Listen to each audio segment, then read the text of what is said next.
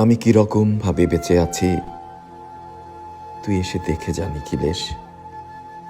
এই কি মানুষ জন্ম, নাকি শেষ পুরোহিত কঙ্কালের পাশা খেলা?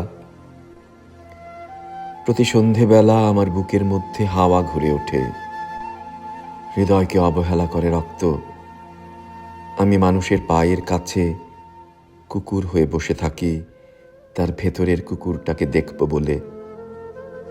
আমি আক্রোশে হেসে উঠি না, আমি ছাড় পোকার পাশে ছাড় পোকা হয়ে হাঁটি, মশা হয়ে উড়ি একদল মশার সঙ্গে। হাঁটি অন্ধকারে, স্ত্রীলোকের খুব মধ্যে ডুব দিয়ে দেখেছে দেশলাই জেলে। ও গায়ে আমার কোনো ঘরবাড়ি নেই। আমি স্বপ্নের মধ্যে বাবুদের বাড়ির ছেলে সেজে গেছি রঙ্গালয়ে। পরাগের মতো ফুঁ দিয়ে উড়িয়েছে দৃশ্যলোক।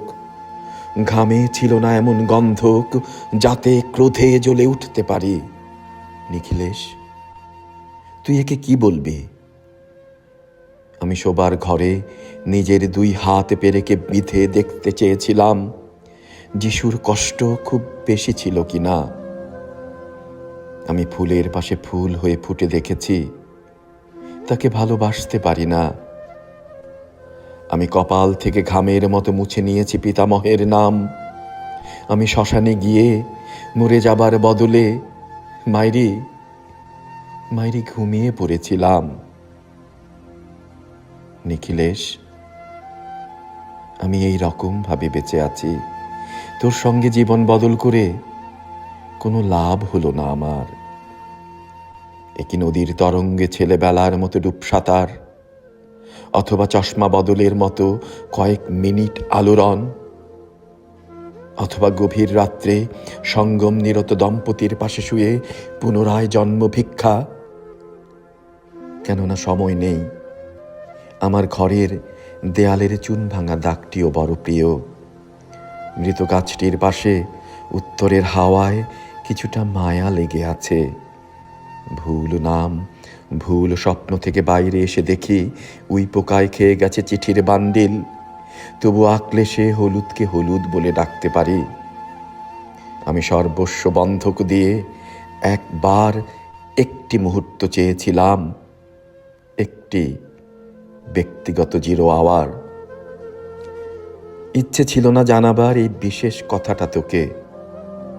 তবু ক্রমশই বেশি করে আসে শীত। রাত্রি এরকম জলতেষ্টা আর কখনো পেত না। রোজ অন্ধকার হাতড়ে টের পাই 3টি ইঁদুর। ইঁদুর না মুশিক? তাহলে কি প্রতীক্ষায় আছে অদূরেই সংস্কৃত শ্লোক? পাপ ও দুঃখের কথা ছাড়া এই অবেলায় কিছুই মনে পড়ে না। আমার পূজা ও নারী হত্যার ভিতরে বেজে ওঠে সাইরেন। নিজের দুহাত যখন নিজের ইচ্ছে মতো কাজ করে, তখন মনে হয় ওরা সত্যিকারের। আজকাল আমার নিজের চোখ দুটো মনে হয় এক পলক সত্যি চোখ।